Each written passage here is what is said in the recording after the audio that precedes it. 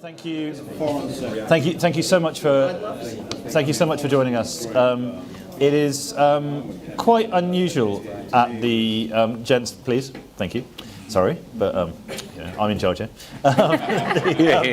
It's quite unusual to be talking about a Conservative Party conference, to be talking about the Labour Party, but obviously the country for the next 5 years, hopefully just the next 5 years, will be fundamentally shaped by the government, and the Conservative Party will be having to stand for office in a country which has been reshaped by the government. So we thought it would be useful and interesting to ask what we have learned about the Labour Party in its brief time in office, and what the Conservative Party need to take on board. And we have a genuinely fantastic panel to do that. Michael Gove, I don't think needs any introduction, but as the editor of The Spectator, as of 3 or 4 days' time? Yes, Friday. He is one of the country's most experienced politicians and journalists and commentators. Helen Barnard is the Director of Research, long title. Director of Policy Research and Impact at Trussell, as well as being just one of the most thoughtful people in Westminster.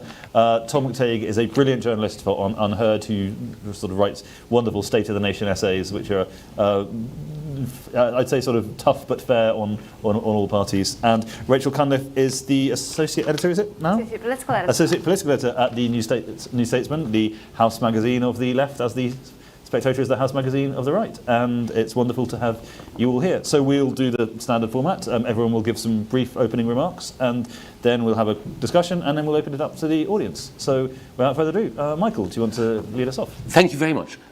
The first thing that I wanted to say was a huge thank you to Robert and the CPS for bringing us all together, because I think this is absolutely critical to Conservative revival, to ensure that we develop a proper understanding of the Labour government, its strengths and its weaknesses. Because, again, if we want to see a Conservative government in 5 years' time, then we mustn't always believe our own propaganda. There will be some very effective sallies mounted against the government by Conservative advocates at certain times. And sabotage operations against... I was going to say, oh yes, sorry, yes, it sounded like beautiful violin music. Sorry. And sometimes there will be palpable hits scored in political jousting, but they won't necessarily move people's views of the government, and they won't necessarily harm Labour's chances of re-election. But let me offer just a few early observations, which I'm sure the rest of the panel will take issue with. The first is that Starmerism, if there is such a thing, and I don't believe there is, doesn't cohere. So the Labour government's programme is composed of elements which were a reaction to our failures, rather than a first principles assessment of what the country truly needs. The emphasis on economic stability, which led to the winter fuel payment cut, the emphasis on balancing the books, which led Rachel Reeves last week and previously Lucy Powell to speculate that if fiscal discipline weren't restored, there would be a run on the pound and that would be terrible. Of course, that's shaped by the experience of past Labour governments in the 60s and 70s, but more than anything, it's shaped by a reaction against what happened with Liz's mini budget. They are fashioning their central economic narrative in opposition to what we got wrong rather than what is necessarily right. You can also see it in the way in which they adopted, in the course of the last 2 years, a very forward position on planning and housing, which of course is Rob's specialist subject. When Rob Jenrick brought forward the planning white paper, which was actually genuinely radical, it was denounced at the time by Labour as a charter for developers. And Labour took the nimbiest position. Then, after Rob's publication of the white paper, the Cheshire and Amersham by-election, backbench agonies and anxieties, we retreated on that agenda. And Labour occupied the space that we had retreated from. Again, it wasn't the case that Labour, since Starmer arrived as leader, had been talking about the vital importance of building and land use planning reform. It was in consequence of our departing the field. And you can see overall that lack of a genuine political economy narrative in the way in which Rachel Reeves herself has managed, or I should say been managed by, the Treasury. As has been attested to by almost every previous incumbent of number 11, the Treasury brain defaults to saying winter fuel payments, subsidies to pensioners, this must go. Savvier occupants of number 11 have resisted the lure of being applauded by the mandarins and then being shouted at by the pensioners. But Rachel fell into this. And that's because I think that overall, she sees, and it's linked to my first point, economic management as being restoring credibility in particular areas, rather, fiscal responsibility, rather than telling the country a story about how our new economy will look. And there's been a remarkable lack of specificity in that area. But that doesn't mean that there isn't a flavour to Starmerism. And that flavour is not New Labour reheated. There is an emphasis on class. There is an emphasis in particular on the non-metropolitan feelings, virtues and instincts of the country, which is almost directly a reaction against the impression that Tony Blair's departure lounge, international Davos man politics was one of the reasons why working people moved away from Labour, culminating, of course, in the 2016 Brexit vote. So one of the challenges that we have to confront and we have to take seriously is that Labour overall, and in particular Labour Together alumni, are determined not to allow that to happen again. So on crime and on migration, yes, there will be people in the Labour Party who will want to trend back left, but the overwhelming sense will be no. We must occupy this ground. We can't allow ourselves to be outflanked in these areas. That takes me to my third point, which is, so far we've learned that experience counts.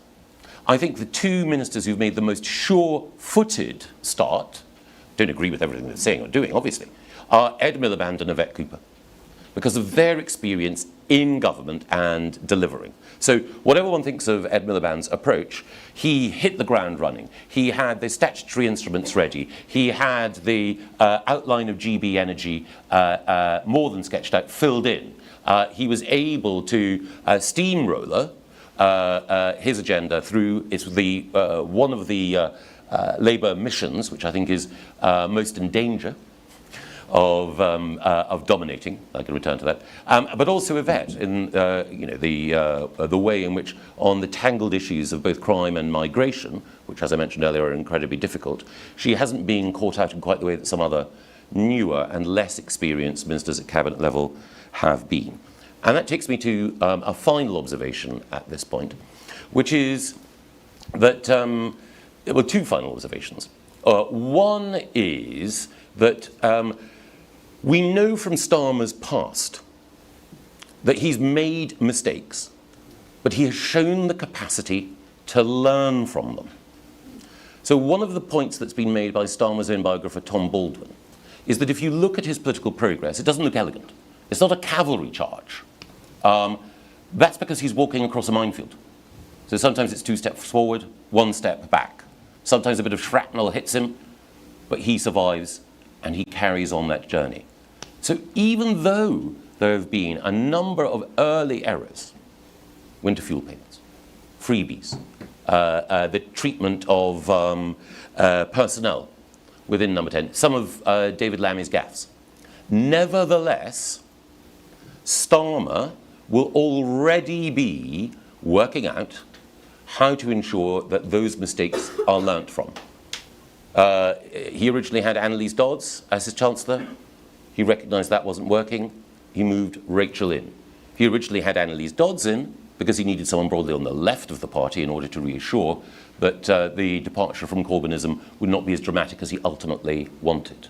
So we mustn't make the assumption that even though, as I say, there is a lack of coherent economic narrative at the moment, that this Labour government won't learn in office and learn in a way that means that we have to be even more able to tell a story ourselves about the sort of country that we want to see with a level of detail and planning that Labour haven't yet displayed. Thank you very much, Michael. Helen, if you Tom, you're next on the list. If you want to respond to that. And by the way, if anyone just wants to agree with everything that someone else has said, just to sort of save time, please feel free to do so. I don't think I agree with everything Michael said, but I do agree with a lot of it. So I think Labour's plan, or the Labour that we see now, is not entirely reactionary to the mistakes of the Conservative government. I think it's best understood actually as a programme to win power, first and foremost. That is what Starmer came in to do. So it was actually, I think, quite focused on themselves and what they needed to do to get themselves into a position where they needed to win. And obviously that was a large part of that was to do with this guy Morgan McSweeney, who ran Labour Together, which I think Michael mentioned, and then passed it on to a guy called Josh Simons, who's now a Labour MP and one to watch.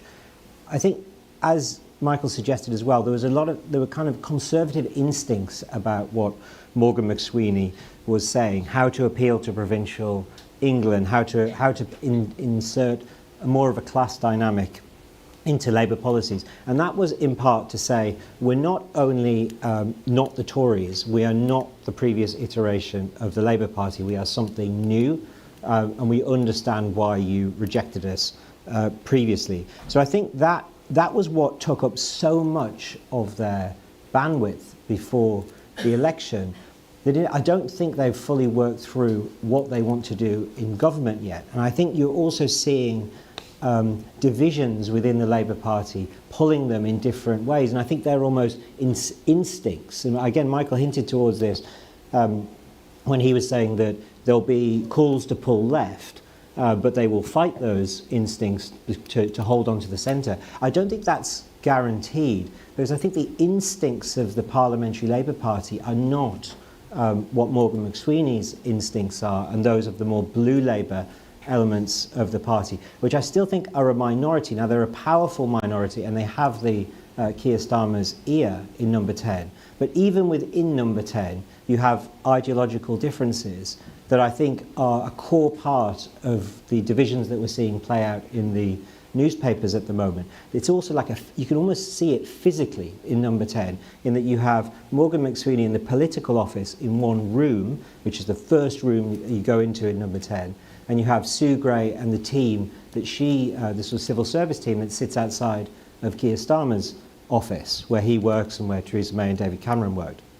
Now, that sort of physical separation matters in a strange way, and Keir Starmer is currently kind of going between the two, searching for Morgan, his guru, but he's relying on Sue Gray to implement his policies. Now, I think there are two different instincts at the moment of where they go, and I think you could see it playing out at the Labour Party conference and even in Keir Starmer's speech, where you saw or you heard elements of this blue Labour instinct, which is to try and take back from the Conservative Party, take back control as a message. That was one line. I don't think it went down particularly well in the hall, but it was a smart idea.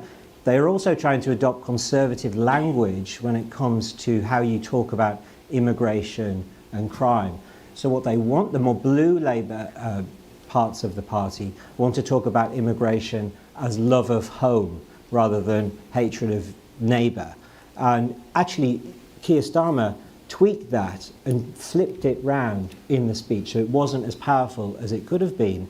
But that was an interesting insight into what some of the people within the Labour Party are pushing and the way that they think that they can hold a Conservative revival at bay.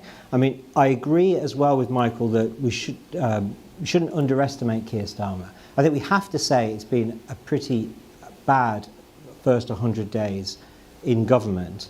They were trying to learn the lessons about not moving too quickly, moving against Simon Case, the Cabinet Secretary, although we've just seen the story today that he is going to leave by the end of the year. So that's, again, an insight into how things are starting to move in Number 10.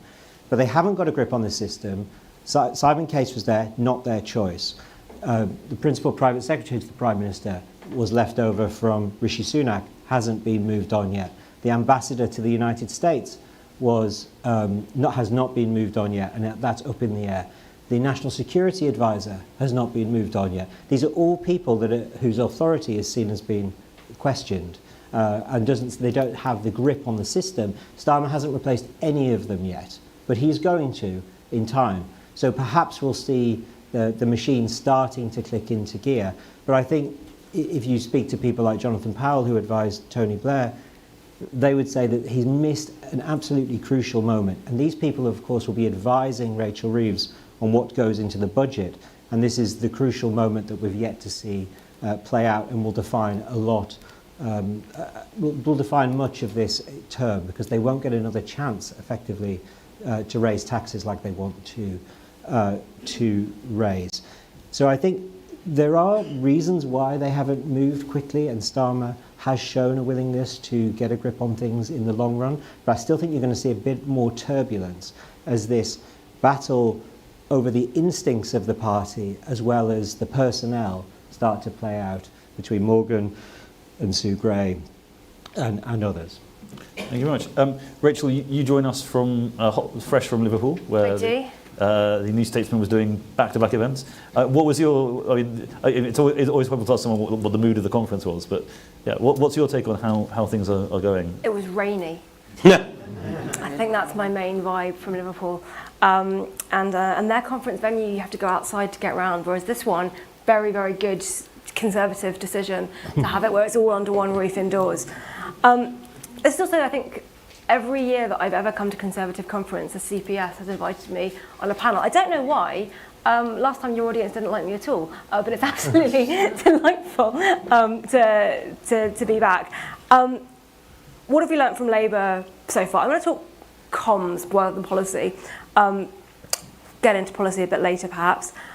Anyone who knows me will know that I am obsessed with musical theatre, and my main assessment of my main assessment of the first 2.5 months of Labour, I think comes from the musical Hamilton, where George Washington says to Hamilton, winning was easy, young man, governing's harder. And I think the Labour government are really getting a taste of that. The other thing they're getting a taste of is a rule of journalism when it comes to things like rows over designer clothes and penthouses and Arsenal tickets and tickets to Taylor Swift. Any journalist will tell you, if you can get Taylor Swift in the headline, you're golden. So any scandal that has any remote link to Taylor Swift, we're going to get run with. But basically, one of the things that I think is on a lot of people's minds on both sides of this political divide is, why has this honeymoon been so short? And what does that tell us about the Labour government and also about politics in general? And this is why I think your audience doesn't like me on panels, because I'm going to suggest that it's possible that's one reason why the honeymoon has been so short. Maybe doesn't have that much to do with Labour specifically at all. I think it has a lot to do with the way politics is done now, and 24/7 social media and 24-hour news cycles. And I keep coming back to a line from West Wing, which is, again, something that political obsessives in the UK really, really get into, where they say, this story is about to break. When's it going to break? Well, it's on the internet now, so it will break tomorrow. And if you compare that to kind of where we are now, I think any new party coming into government after 14 years in opposition and suddenly facing the scrutiny, suddenly facing the fact that challenges arise in real time and you have to respond to them and you can't get all of your team together, and also facing the fact that government is now conducted partly on WhatsApp and through Twitter and through social media, I think any new party coming into government would have real issues with that. And I think if there's a change of government in 5 years' time or in 10 years' time, who knows what social media platforms we're going to be using? Probably not Twitter. Some of those same challenges in adapting to how fast everything is and how different it feels from opposition will still be there. Also, it turns out, infighting and airing grievances and trying to get your side of the story in first, not unique to the Conservative Party. Who knew? Fundamentally, though, I think the policy challenges that Labour has run up against so far really tell us something about the state of the country at the moment, and perhaps why it is, and possibly why some of us should maybe be a little bit more sympathetic to the last couple of years of government. The challenges of things like an ageing population, low productivity, trying to balance the fact that we desperately need investment with in infrastructure and skills and public services, and we need to build things, with the fact that we have lost a lot of the capacity to do that, and we've also found ourselves in a situation where doing those things takes a lot of political capital, and you can't get started on them unless you have the political capital to spend, and you don't get the benefits of that until 2 or 3 years down the line, which makes it very difficult if you're trying to do it at the end of the Parliament, and even, as we found, somewhat difficult if you're trying to do it at the start. Similarly, net zero, balancing the fact that everyone broadly agrees that we need a transition to cheaper, greener, cleaner energy, and that will ultimately improve living standards for everyone. But it's a really bumpy road to get there, and you might lose some jobs along the way, you might make things more expensive along the way, and it's going to take time. Those things don't disappear just because you have a change of government, and perhaps if there was a certain amount of naivety looking at things in opposition and going, if only we were there, we'd be able to just tick, tick, tick and fix everything, you get into it and realise that no, those challenges are still there, even if the colour of the rosettes of the people dealing with them have changed.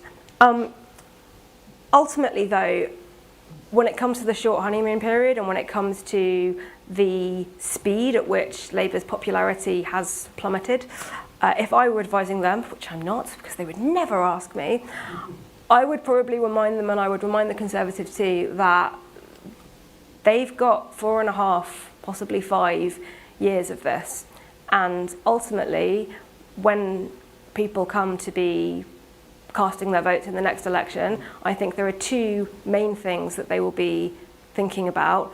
One of them is the NHS. Can I get a doctor's appointment? Can I get a hospital appointment? Do I have to wait 16 hours for an ambulance? Do I trust that if I have an elderly relative and they fall or they have a stroke, that ambulance will even arrive? And that is going to take money, it's going to take fundamental reform, and it's going to take political capital and time. And I think it's very obvious from being at Labour conference, the focus on health and the NHS was there in basically every speech. Wes Streeting was everywhere. You could not move without an event with Wes Streeting. And I think there's an understanding in Labour that people will be casting their votes on the NHS in 5 years' time, and they have to get this right. They have to find a way to improve that. The second one, which hopefully we're going to talk about for the entirety of the rest of the panel, because I'm sitting next to Rob, is housing and is building, and is actually building things, not having arguments about, are we going to build it in the city? Are we going to build it in the countryside? Are we going to build flats? Are we going to build family homes? The answer to all of them is going to be yes, or should be yes, needs to be yes. Again, a lot of political capital needs to be spent, a lot of backbenchers who are going to be really upset about this and go, I'm going to lose my seat if you build that development there. Tough, sorry, we need to build. And one of the benefits, perhaps, one of the silver linings, poison chalice, pick your metaphor, of having MPs in places where Labour didn't necessarily expect to get MPs, is that you might see some building with an understanding that those seats, you might not keep them in 5 years' time, but at least you will have houses and a new generation able to get on the housing ladder to show for it. And if they can get those 2 things right, if they can make improvements on the NHS and build the houses that mean that in 5 years' time a whole generation of young people actually have somewhere to live, then I don't think the rows about designer glasses and Taylor Swift tickets are really going to matter. And if they can't get those things right, then I don't think the rows about designer glasses and Taylor Swift tickets are going to matter, because they'll have much more important things to worry about. Thank you, Rachel. Yes, and on that, I should say, for anyone who missed our panel on housing earlier, Anthony Brown, the former Conservative MP for South Cambridgeshire, was explaining how unhelpful it was when Michael decided to dump a 250,000 houses in his constituency, as he described it. And someone else on the panel said, yes, but like compared with every other housing policy we did, none of your colleagues minded. Like, picking a few places to really punish. Anyway, Helen. So Rachel's done the comms, so I'm going to think about the policy side of it. And of course, the most tangible picture we've seen of what the Labour government intends on policy was the King's Speech, which is weirdly everyone's forgotten about. It's like the last few weeks we've just got completely absorbed with glasses and winter fuel payments. But the King's Speech is the most obvious thing we've seen from them about what they actually plan to do this Parliament. And I think we learned probably 2 things from the King's Speech, and then there's stuff that we don't have the answers to. One is it was more ambitious than most of us expected. So when, all of us in the kind of policy, researchy world, you sit down, you watch the King's Speech, you have the list of what you're looking for, You go through, you tick, you cross, and then you have to do a thing. Just say, I was sitting in a food bank in Wales in a creche room on a tiny little chair when I watched this one, which was one of the most surreal times I've watched it. And I think what was really interesting was how much was in it. That was a seriously ambitious agenda. And the ambition of some of the individual bits. So the workers' rights package, the renters' reform package, the planning stuff, a lot of that went further than I think a lot of people had thought they would. From a point of view of poverty, in a good way, they included more of the things we had hoped for, but it was genuine surprise, I think. I think the second thing is there is an interesting amount of continuity between particularly the Theresa May and I think Govian agendas, to some extent, in government, and some of what the new government are continuing. So, I remember when Theresa May announced she was going to do an employment bill, and the renters' rights package, the original one that was put together, some of the planning reforms the previous government tried to do, and in devolution. This government is essentially continuity English devolution, pushing it further, pushing it faster, devolving more budgets. So I think, from the point of view of someone who I don't have an interest in either political party, I'm interested in the country getting better, it is a very hopeful sign if a new government comes in and keeps hold of some of the things that were good about a previous government's agenda, because that's the only way you get continued sustained change. The things I think we don't know about yet, one is obviously the money. Pretty much everyone in the policy sphere agrees we're going to have investment in public services somehow. They are on their knees. Everyone also agrees we need to invest in capital and prevention.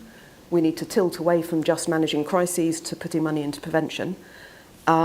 Nobody has really got an answer how you do that if you aren't going to raise any of the main taxes.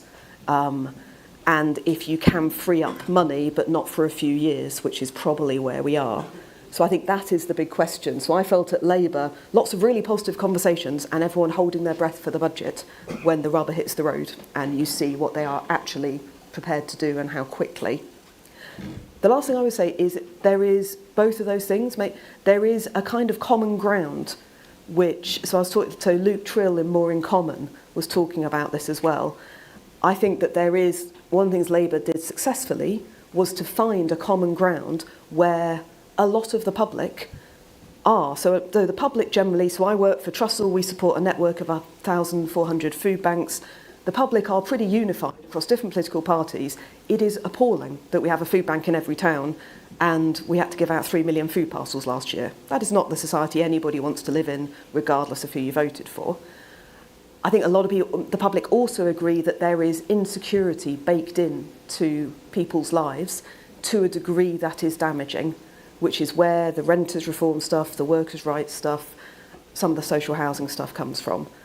And I think the public agree that government doesn't have all the answers, but there are some big levers government can and should be pulling, and then we in civil society can kind of get on with the rest, to be honest. We can fix a few big things. So I think for me, over the next few years, it will be interesting to see, can Labour deliver on that King's Speech ambition? Can they find the money to do some of what they need to do? But also, can they hold on to that centre ground, and can the Conservatives in opposition do constructive, bold opposition to hold them to some of the promises they have made to the public, which is to create more security, a better set of opportunities for people, which is why they got elected. But I think it's also what people are looking for from the Conservatives as well, is what is that vision for a life that's just less scary. So if your partner gets terminal cancer, you shouldn't have to think, I'm not going to be able to eat in 3 months' time because I've run down my savings and universal credit's too low to cover the bills. That is building back a degree of security, I think, is the task of the next government, and for me, of the opposition, to hold them to it. So this actually is something I was thinking of asking. One of the, if you talk to Labour people, that their central analysis of the last 14 years is that we had too much market and not enough state. And obviously, with the CPS, our central narrative of the last 14 years and every year before that is that we had too much state and not enough market. But that, there is a running through. I mean, forgive me for reciting a Sunday Times column I did, but running through the Labour programme, there is a belief not in public like the state owning the economy, or even controlling the economy, but guiding the economy. That things like GB Energy. The idea is there is the kind of wise central hand to trammel the instincts of the frothy markets. That sort of slightly paternalistic tone, and it's something that comes out in Miliband stuff, Reeves' stuff, Starmer stuff, and it strikes me that is annoyingly in tune with where the British public are, especially after the pandemic. That all the opinion polling you see shows that people think they think the state is run by a bunch of corrupt incompetents, but they also think that the state has a duty and responsibility to fix everything. And one of the interesting questions over the next 5 years is going to be whether that instinct holds true and the Conservatives look like a strange bunch of free marketeers, or whether the people after 5 years of Labour start thinking, hang on a second, I'd quite like to live my own life, and I'd quite like to decide whether my own employees get to work from home, not have the government decide it for me. Does that feel like a fruitful area? Is that a difference that you guys pick up and consider? And do you think that where do you think the public is going to go on this stuff? I mean, Helen, if you want to start off. So I think the public feel that.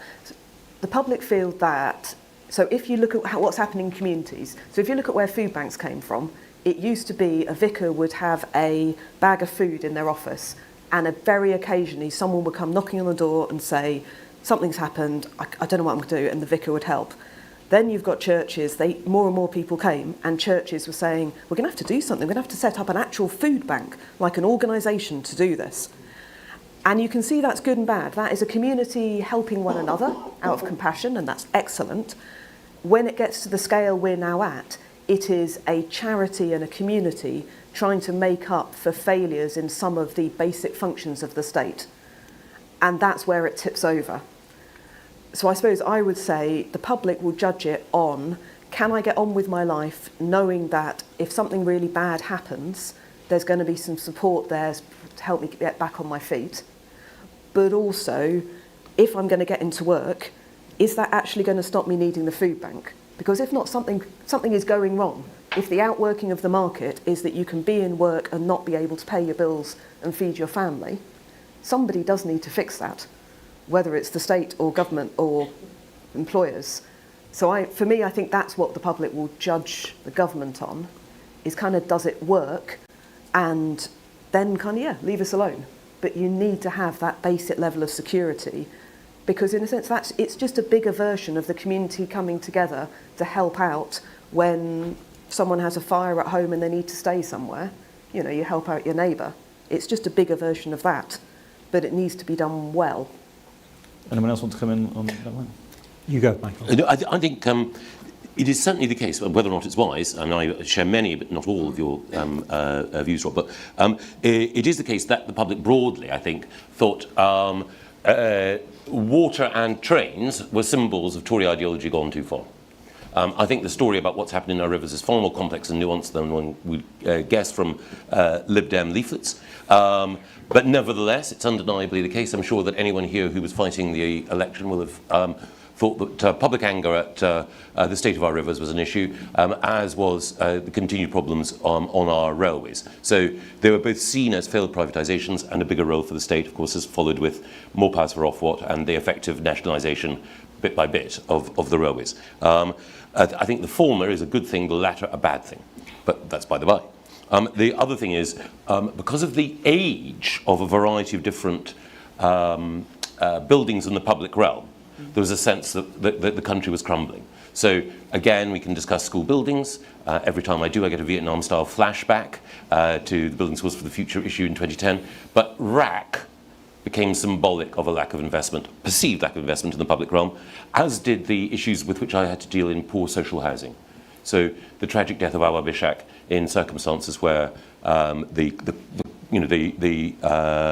estate in which he was living was a 1960s estate. It had reached the end of its natural life. It was decaying, and a young child died as a result of that. So the idea that the state must be a protector by making sure that we have the fading fabric or the crumbling fabric restored, I think that was a very strong feeling as well.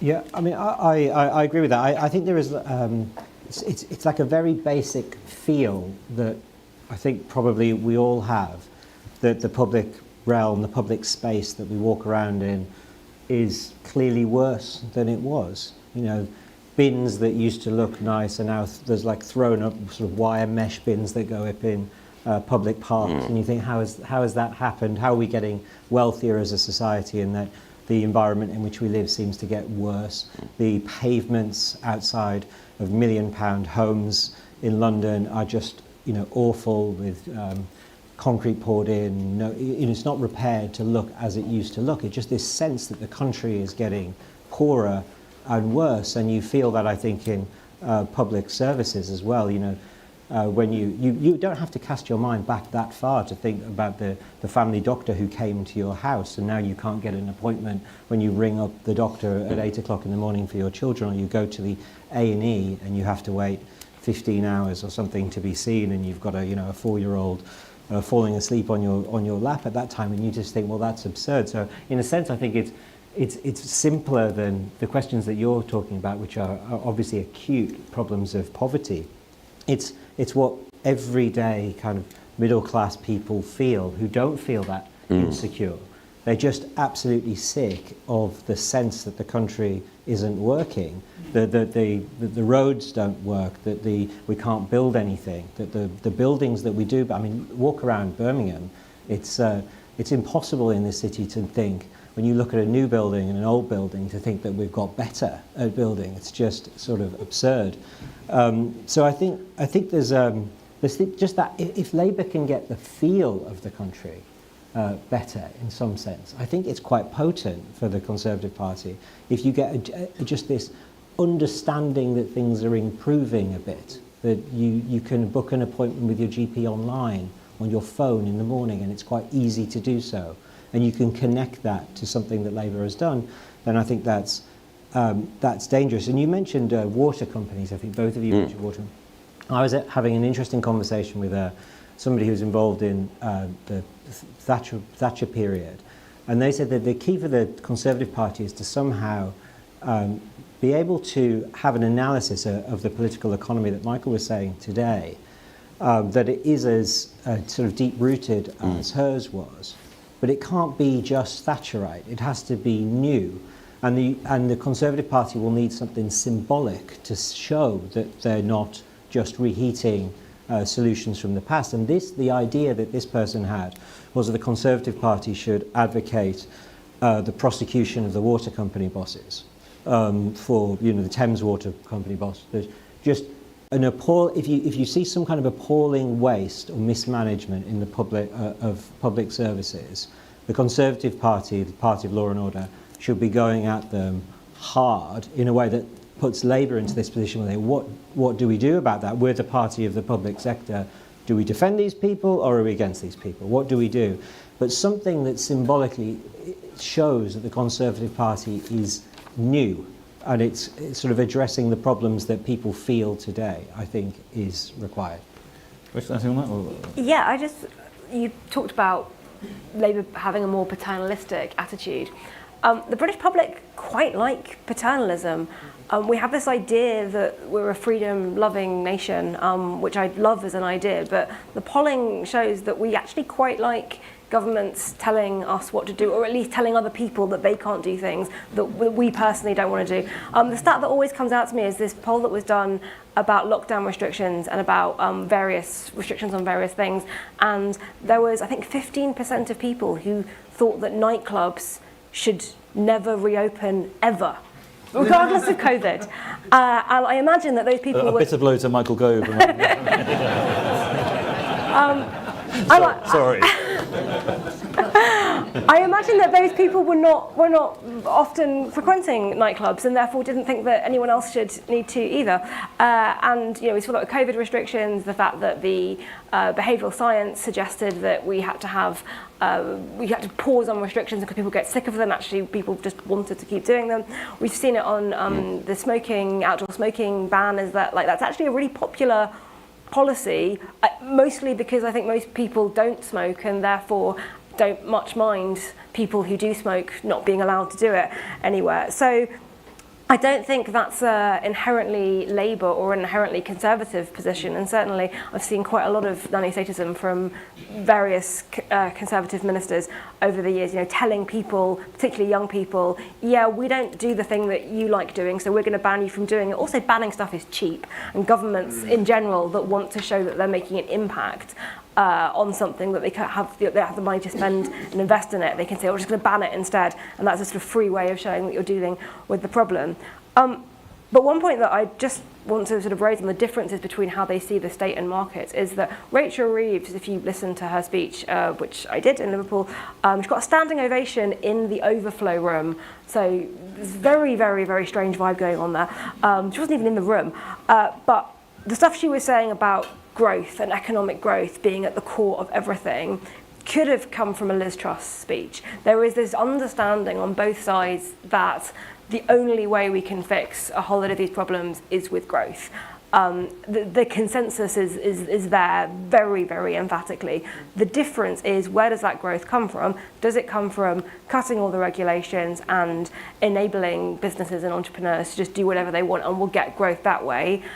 Or does it come from the state creating the conditions under which businesses can invest and therefore the growth happens that way? And the Labour attitude, I think, is we tried it the first way, it didn't go well. You can argue about whether that's a fair assessment, but it didn't go well. So now we need the state to create those conditions to enable that growth, to enable us to have proper, decent working public services. And maybe when living standards have improved, then we can all relax a bit about the nanny statism and the paternalism, because people generally tend to feel less anxious about that stuff when everything is going well. Thank you so much. So we move to questions, and I should just say, quick questions, please, because I think there'll be quite a lot of them. And also to our panellists, please don't feel you have to answer, that everyone has to answer every question, although you're very welcome to chip in whenever you want to. Are we getting marks afterwards out of 10? No, but I can if you want to, just for you, like kind of taskmaster, special thing. Emma, just please. Hi, Melissa Lawford from The Telegraph. I wanted to ask your thoughts on Labour's approach to house building in London. Obviously, they've got a massive house building drive, but in London they've cut the target, and Rayner has scrapped the planned review of the London plan. Do you think this is an ideological shift away from densification of London towards commuter belt development, or do you think that Rayner's just giving Sadiq Khan special treatment? I'd particularly like to hear Michael's thoughts on that. Well, yes, both. So, whatever improvements Labour may bring to the planning system, it seems to me balmy, if you really do want to build the homes that Rachel quite rightly said that the next generation needs, to cut housing targets in London. Even the targets that Sadiq Khan was failing to meet were not enough to meet future housing need in London. And by reducing them, Angela Rayner has got him off a political hook, but sold out a generation. And it's also the case that housing in London is both environmentally and economically sensible, because you reinforce the agglomeration effect economically of talented people working in close proximity, and environmentally it is less land hungry.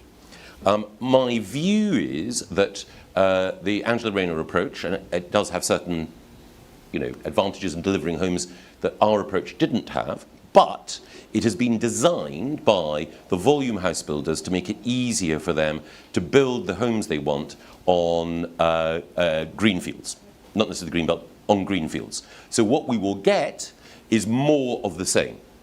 We will have more houses built on green fields, more environmental externalities generated, fewer of the agglomeration effects that we need in our cities because they are spatially far less coherent than comparable European cities. My advice to anyone here who's got a spare penny is invested in Persimmon or in Barratt's or in any of those house builders. They will do very well out of it. And the irony is that the original charge that Steve Reed mounted against Robert Jenrick, that he was creating a developers' charter, actually what Labour are now bringing in is precisely that, a developers' charter for the high-volume house builders, not a way of maximising houses where we need the most. Sorry. Look, unless anyone feels need to chime in, we'll move on to the next question. Thank you. Tom Scottson for Politics Home. My question, is to Michael again. And this is on the winter fuel allowance, which was brought up briefly at the start and obviously been included in Labour's first 100 days. Now, Michael, you were in the coalition government, of course, and had to make some controversial economic decisions. And do you think that the criticism for the Tories of scrapping the winter fuel allowance is political short-termism, that, of course, difficult decisions have got to be made and that governments reap the rewards of that at the end of the government? Do you think that they've been misguided in going so hard on Labour for cutting this? No, I don't think so. I think the first thing is that there was the argument for the cut was made on what I believe is either a slightly dishonest or a slightly misunderstood basis. So the argument is that there's a £22 billion in-year black hole. Therefore, you, by cutting this recurring benefit, are attempting to deal with an immediate problem, an acute problem, by imposing chronic pain on a set of people in this country. I've said on a different panel, on an IPPR panel, that the approach that Martin Lewis, the money-saving expert, has put forward, I think, is right, which is extending eligibility for the winter fuel allowance further up the income scale by using council tax bands as a proxy. So everyone in ABCD council tax band. So I think it is certainly the case that there is a very good argument for restricting universality, but I think the shoe is pinching too tight, and it is right that the opposition make that case. And would anyone else like to comment maybe on just what this row tells us about Labour and its priorities? Yeah, they really messed up the comms for this, didn't they? I mean, you've got a benefit that is going to, statistically, the wealthiest cohort in society, paid for by working people. Lots of anxiety over the fact that 10% of the people who won't get this benefit really need it, and I'll come back to that in a second. That means that 90% of people who get this universal benefit don't need it. And this is money that is going from people who cannot afford to buy save for a house, can't afford a pension. We'll talk about state pensions further on.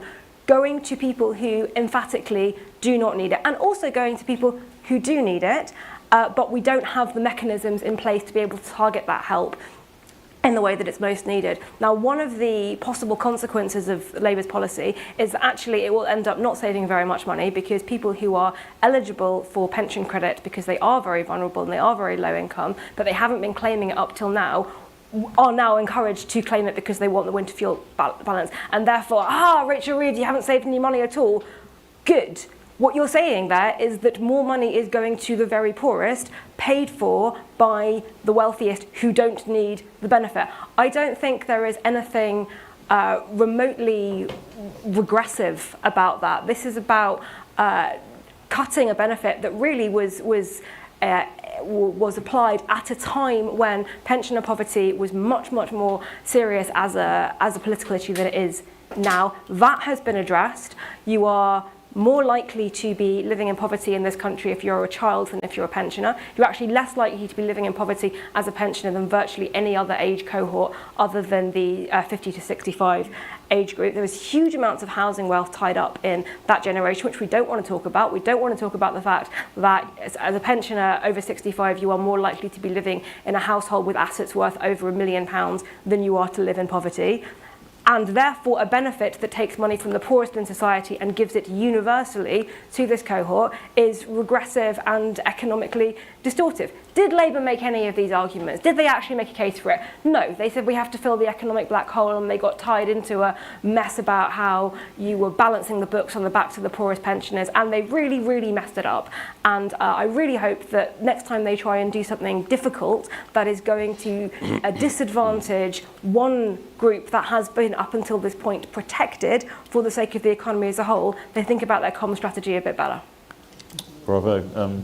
Next question.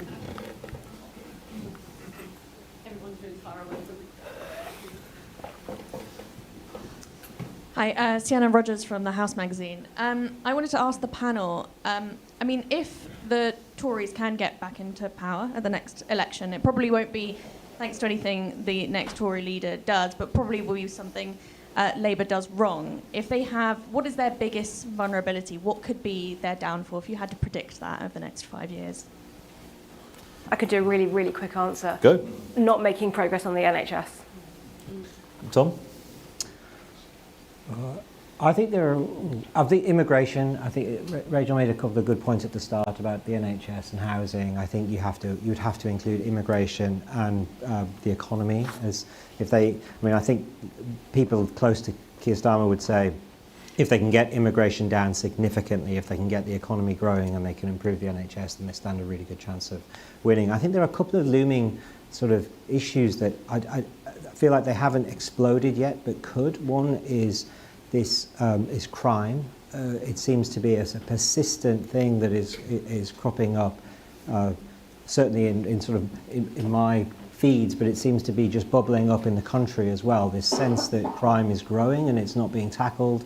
And if you add that into Labour's decision right at the beginning to let those criminals out, I think that opened up a potential weakness for them there. So I could imagine that bubbling up and causing them real difficulties. And then there's this other question of the ballooning amount of money that we're spending on special needs schools. And Michael will probably know a lot more about this than I do. But you're seeing lots and lots of parents getting the certificates for their children who have got special needs, and then going to into private schools, and then the state is paying for the entire private fees, which is happening, I think, at a scale that was just never seen before. No. And it reminds me of sort of the housing, in a sense, that if we sell off state housing and don't replace it, don't build the houses, and then we're lumbered with the cost of having to pay private landlords for that fee, and we're losing control of the budget at a state level. I can just imagine that because it's so emotive to people. It's their children, and they're battling through this sort of horrible bureaucracy to get these certificates so that they can afford to have their children looked after properly. So I could imagine that being something that trips up this government. Yeah. I think if they get to the end of the Parliament and people don't feel public services are at least starting to get better, if they're not seeing at least some houses and infrastructure being built, then I think they're in trouble. I think if they haven't made progress on things like deep poverty and hunger, I think there is an element of their electoral coalition who will feel, what is the point of Labour if we still have this many food banks, this many people going hungry? The thing I think that could trip them up, which is less obvious, I think it's local government. I think the number of councils on the verge of bankruptcy. Partly because of the issue we were just talking about. Partly because of the issue, because of you've had reductions in funding, they've put all their funding into crisis services, and then actually it turns out it's wildly expensive. I think if they haven't found a way to get local government finance onto a more secure basis, because local government controls so much of the day-to-day texture of people's lives, I think they could be in real trouble if you get, is it a fifth of councils on the verge of bankruptcy? If we see We've got a very helpful tracker on the You have got a website. very helpful tracker. If we see half as much as that, I think they will be in real trouble by the next election because they will be blamed for some slightly intangible sense they haven't fixed it. Well, the former local government minister? All of those are very good points, and points that I wish I'd made. I'll just say something which I think is a statement of the obvious, and it goes back to a point that all the panelists have made. I think a fundamental failure to secure economic growth and improvement in people's standard of living will be the most difficult thing. I don't see what Labour's plan for growth is, and I think that, again, without wanting to go into detail, you will only get the rate of investment required for growth from the private sector if some changes are made to the way in which consenting and planning are granted. And inevitably, you can only do that if you untangle, not necessarily erase, but untangle some inherited EU law. I could talk at length about the Habitats Directive, but there are all sorts of interlocking ways where Labour, for very good reasons, very understandable reasons, I don't believe would want to go.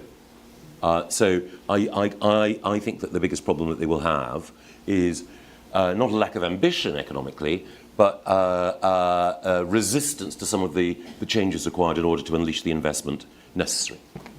And so, just to add one point that I think I might say quite provocatively, the Conservative Party, how the Conservative Party does will have nothing to do with how voters vote against Labour. What it may influence is whether they go to the Conservative Party or they go to Reform, Lib Dem, the Greens, in whatever, because there's absolutely no guarantee that having had one load of useless incompetence, they then get another load of useless incompetence and then decide we're going to go back to the first load of useless incompetence. So time for one or possibly two more questions. Emma. Thank you. My question follows on very closely from that, which is Labour, by a fluke of the system, have won a historic majority on a share of the vote that in any previous election would have led to them losing. So, Helen and Tom kind of spoke to this, but I'd be interested to hear Rachel and Michael, or Helen and Tom if they want to say more. How much do Labour have to materially improve people's lives in order to get re-elected without that fluke that they've just had? How likely do you think they are to achieve that? And if they fail, do you think the next Prime Minister will be a Tory, Ed Davey, or Nigel Farage? Good question. I don't think it is a fluke of the system. I think it just is the system. Like first past the post, that's the way it works. And a great illustration of this is that the Lib Dems got basically the same vote share last time, and last time they got 11, and this time they got 72. And the campaign that you run is very much influenced by the kind of voting system you have. So I'm not quite sure it's fair to call it a fluke when that is the campaign style that all the parties work on, and the Conservatives have benefited from this too. What I do think is true is that Labour support doesn't need to drop very much for the next result to be a hung parliament or for them to lose the election. But I think the things that they are trying to focus on, mostly public services and growth and living standards, those are things that are relevant in all the constituencies. So it's not a case of sort of trying to geographically target certain areas for certain benefits. It's kind of they need to make progress on all of the things that we've been talking about on this panel. And I think if you can improve it, if things are moving in the right direction by the next election, that will probably be enough, depending on how the Conservatives... Anyone else want to come in on that, or offer a prediction for the next Prime Minister? No, well, the main thing about the last election was that it was an ejection election. So people overwhelmingly voted for the best available alternative to the Conservatives. No one, I don't think, apart from a genius in Green HQ, thought that they would win North Herefordshire. But it became clear, and indeed the other opposition parties made it clear that was the best chance of defeating the Conservatives there, and so it worked across the board. That won't apply, I certainly hope it doesn't, in 5 years' time. So we'll probably see a more rational matching of seats to votes cast. But everything depends, for the Conservative Party, and it's exactly as Rob said, on learning appropriate lessons. So, we can't inflict mistakes on Labour. We can't, by some form of Vulcan mind trick, persuade them to do the wrong thing. We have to work on the basis that most of the time, people like Morgan McSweeney will make shrewd decisions politically. We've just got to be better, and the fault lies not in our stars but in ourselves. Okay, very, very quickly. I'm not asking you to endorse a leader, a potential leader here, because you're all public figures, but in your opinion, who do you think Labour or Sir Keir Starmer, of the current four candidates, who does he fear the most? Rachel. We can have one word answers as well. He would say none of them. He'd be lying. I think the person that is most at risk of Labour is the one that can bring the Conservative Party together the fastest, or to unite the party the most, and you guys will know better than I do who that person would be. Are you sure you're not a politician? Tom? I disagree with that, actually. I don't think uniting the party is sufficient. I think they need an analysis of what went wrong, and therefore how they're going to what they're going to do about it. And I don't think the candidates who want to unite the party as their principal objective are thinking through that analysis well enough. So I think that the candidates that they fear, as I understand it, are actually Kemi and Robert Jenrick. Jenrick because he has, I think, the most systemic analysis of what went wrong, but they don't fear him as a character. And I think Kemi is the one that they don't know. They're unsure. They think she'll either blow up herself and the Conservative Party, or they won't know what to do because they don't know what she's going to say, what the story will be that week, how they're going to respond to it. So she has that thing, the character that politicians have to have if they're going to lead a party. So I think it's somewhere in that mix. I suppose from a public polling point of view, elections are won from the centre ground. They will fear whoever is going to take the Conservatives to the centre ground and provide a coherent account of what's going wrong in the country with some answers that speaks to the core concerns of voters and not the enthusiasms of the most engaged people in politics. I'm not going to say who that is, but I think that's who they'll fear, and the person who can look and sound like a normal person. And so, Michael, who will the Spectator be endorsing? Well, the four candidates that Keir Starmer really fears are the four candidates for the Labour leadership who want to supplant him during this term. Angela Rayner, Bridget Phillips and Shabana Mahmood and Wes Streeting, and the one he fears most is Angela Rayner. Very good answer. Perfect. Speaking of retreating to political comfort zones, our next event in 20 minutes' time is What Would Maggie Do? With John Redwood, Dan Hannan, Rachel Wolfe, Alice Denby and Cole Williams. Please do join us for that. But thank you so much to all of our panellists.